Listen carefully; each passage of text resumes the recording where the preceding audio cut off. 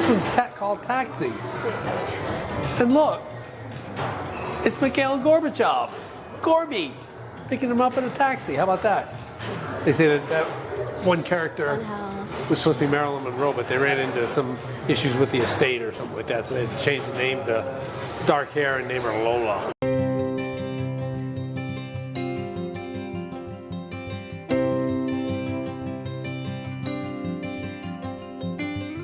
Okay, welcome to this week's episode of Luv Subbin. And where are we at today? We are doing a tour around Arlington and Manchester and things to do.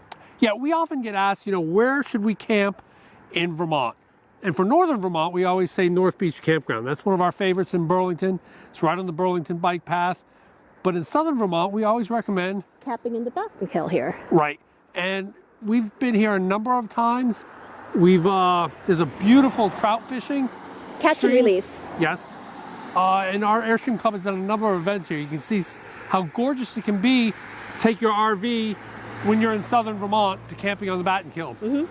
But we've never really explored what to do once you're here north of camping on the Battenkill. Or south a little bit. Well, we've got a couple of different videos of Bennington and some of the stuff like somebody who died on the Titanic. The Bennington Monument. All kinds of different stuff we've got for southern Vermont. But let's go ahead and take a look at what Manchester offers. So when you're planning your RV trip for next year, you can put camping on the Battenkill and southern Vermont on that list.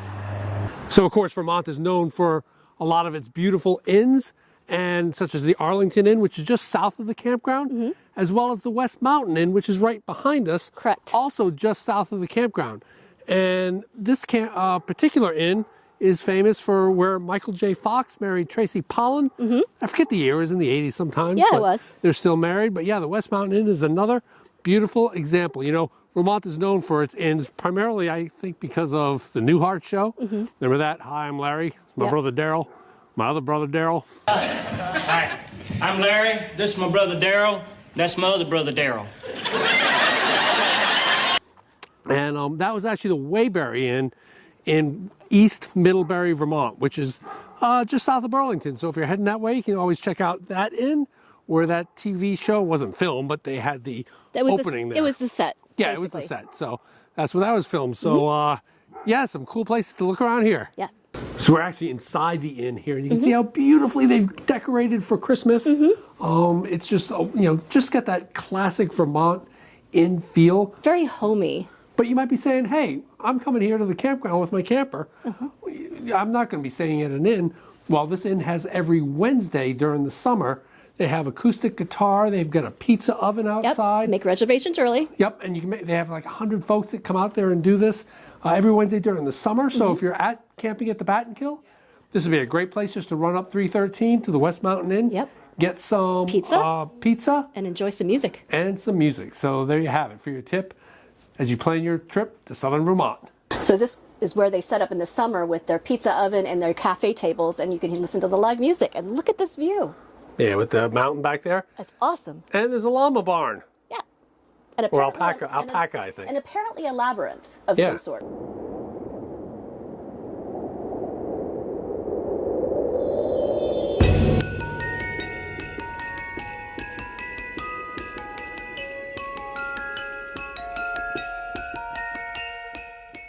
So just north of the campground is the Orvis Factory Store. And some of you may know that Orvis is the preeminent fly fishing source. I believe they have a pond back there too, don't they? Yeah, they do. You can practice fly fishing, and they actually have teaching courses. Which is perfect, because like we said, the Battenkill, one of the most famous trout rivers in the world, runs right through the campground, camping on the Battenkill. The other good thing about Orvis is that if you hate money, if you really hate money, this is a great place to relieve yourself of all that money. That's very expensive. Because it's like LL Bean kicked up 10. 20 notches. So yeah, we're gonna go ahead and take a look inside here. Wind's picking up. Yep. And it's getting chilly. Head off for lunch.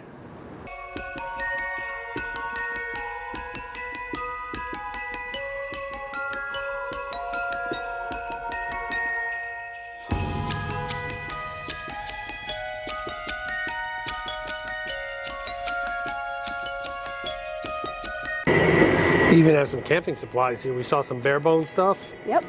Look at this. Wouldn't this be awesome?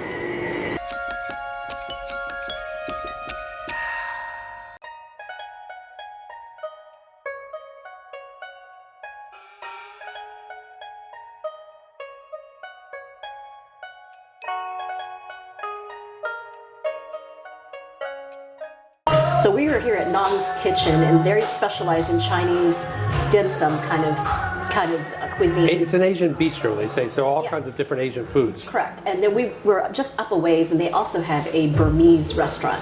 That was our intention. Yeah, that was our intention, but it happened to be closed. But this was a wonderful second choice. There's all kinds of great restaurants up here in Manchester, from Zoe's Deli And to there's a nice breakfast place called Up from the Kitchen. Up for Breakfast, I Up believe for it's called. breakfast, correct. We might hit that when we do our skiing video. Yes, and that has a really good breakfast. So I got the Singapore noodles. And I got the bao buns. So how are they? They are excellent. They have the bun itself has the nice sweetness, which is proper, and the pork inside has got the slight sweet barbecue taste to it. It's excellent. So really authentic. How's the Singapore noodles? I'll let you do the tasting test. The Taste test. Singapore noodles were really good. It's got a very fine noodle, but it's a light curry. It's not hot. Very light. Yep. Very light curry. It's not super spicy. I thought it might be. But it also has some fragrant floral notes to it, which I'm still trying to figure out. So this has been a fun dish to try.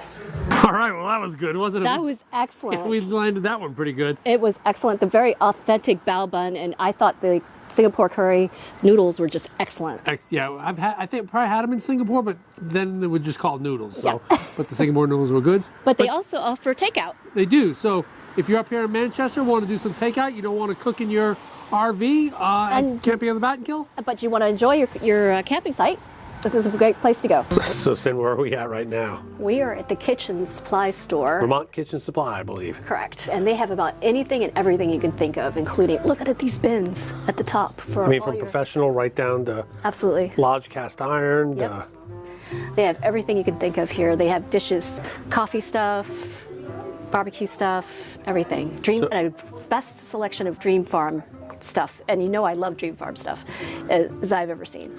So if you're a cook in your Airstream or your RV and you want to stock up on some stuff, Yep, this is the the place go. to do it.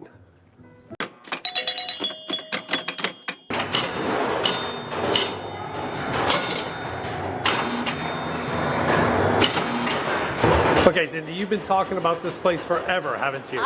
If anybody who watches our channel knows, I love pinball. So this is a place that I've been wanting to go to for a long time. It's free play for a half an hour at a set price of $17.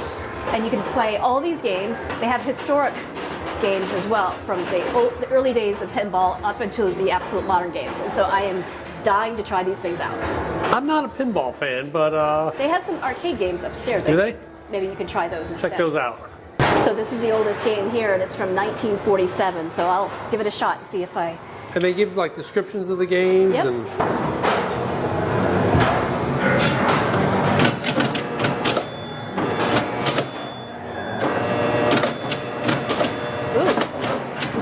Ooh. wah, wah. Well, you know what? I'm not used to not having bottom flippers. This is 1947. I'm gonna move on to another one. Let's try this one. Push to start.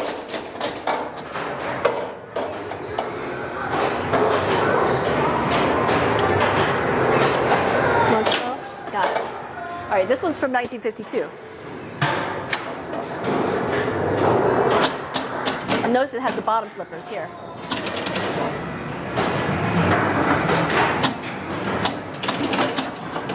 Ooh, delay.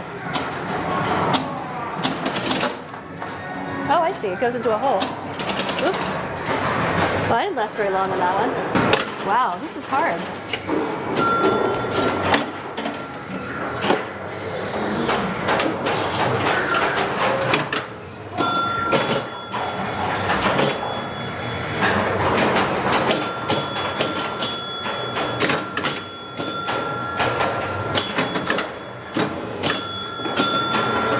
Down the tubes it goes. Really?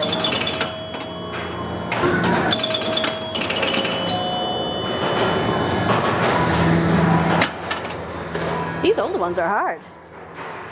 What's really cool is that for each of the machines they have a history.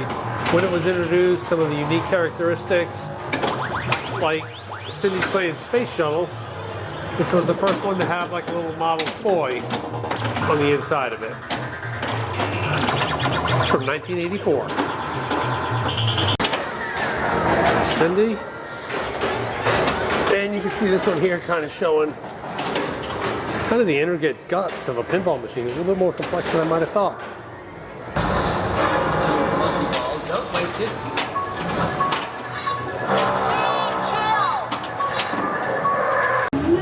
And Cindy's playing Wizard of Oz. Ooh, a tornado. That's so cool. And the flippers. It's Ruby Flippers. Try this one more time.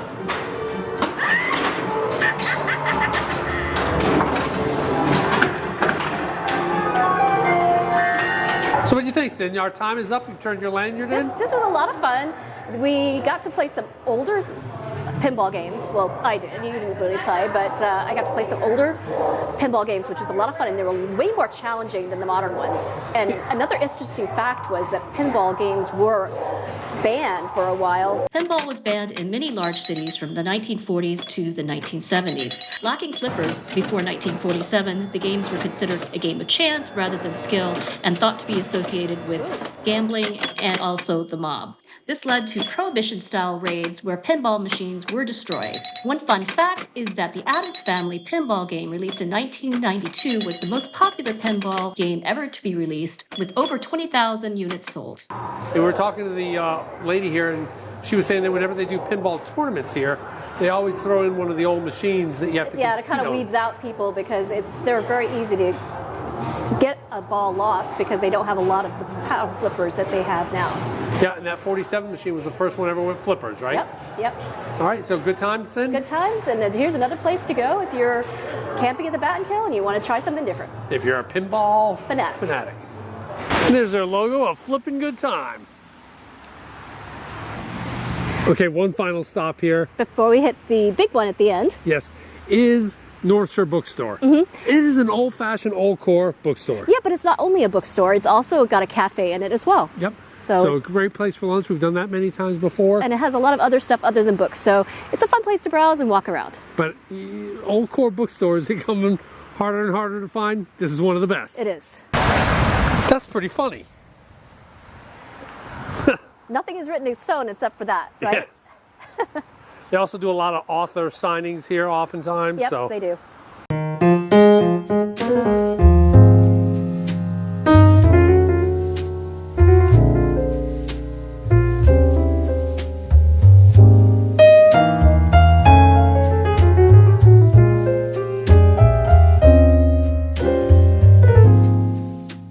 All right, well, the weather has certainly turned on us. It has. So we'll make this ending a little quick here. Behind us is the Equinox Hotel. It's a historic hotel that was built in 1853. Yeah, there's a lot that's happened here as far as the history of Vermont. Before this was a hotel, this was a person's home and a tavern and all sorts of things here. And this is just a very interesting area of the historic area of Vermont here in Manchester. So if you like this video, Give us a big thumbs up. if you think we've earned a subscription, click the subscribe. And comment below if you have been to any of these places and what you thought. Or if you're heading off to the Battenkill or somewhere in Vermont in 2025. Yes. Because we come out with Airstream and RV related videos just like this one every Tuesday. Thanks for watching. All right, let's get inside. This weather's crappy.